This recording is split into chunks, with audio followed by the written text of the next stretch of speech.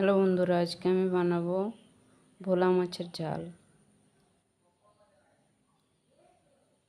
এর জন্য প্রথমে ভোলা মাছটিকে নুন আর হলুদ দিয়ে সুন্দরভাবে মাখিয়ে নিয়েছি। এরপর কড়াই সাদা তেল গরম হতে দিয়েছি। সাদা তেল গরম হয়ে গেলে একে একে মাছগুলোকে ভেজে নেব।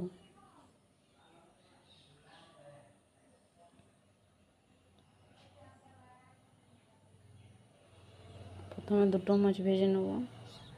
অল্প নুন দিয়ে দিচ্ছি তেলে, যাতে না মাছটা ফেটে আসে। এক পিঠ ভাজা হয়ে গেলে মাছের অপর পিঠও ভেজে নেব খুব সুন্দরভাবে।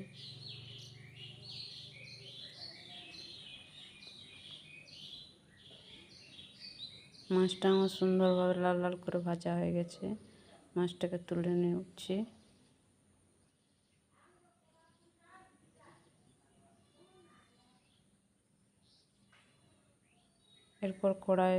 এরপর অর্ধেকটা টমেটো আমি গ্রেট করে নিচ্ছি।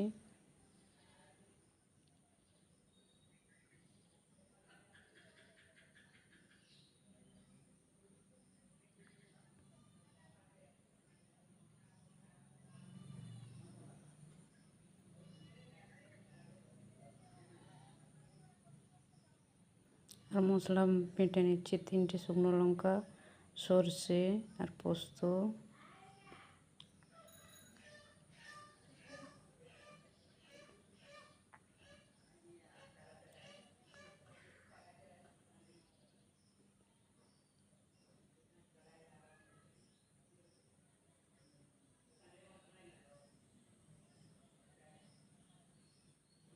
মশলাটা বেটে নিচ্ছি আমি।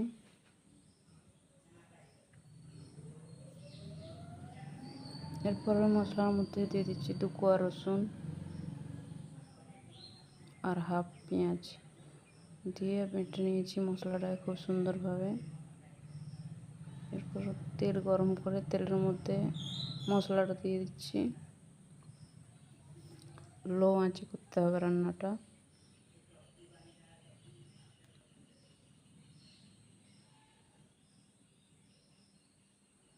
এরপর দিয়ে দিচ্ছি টমেটো পেস্টটা।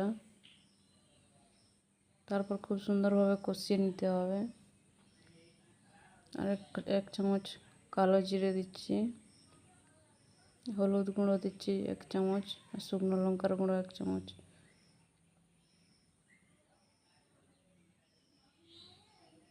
এই মশলাটা খুব সুন্দরভাবে কষিয়ে নিতে হবে।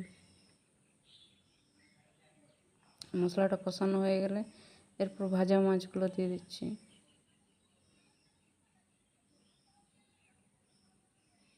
তারপর সামান্য পরিমাণ জল দিয়ে ফুটিয়ে নিলে রেডি হয়ে যাবে।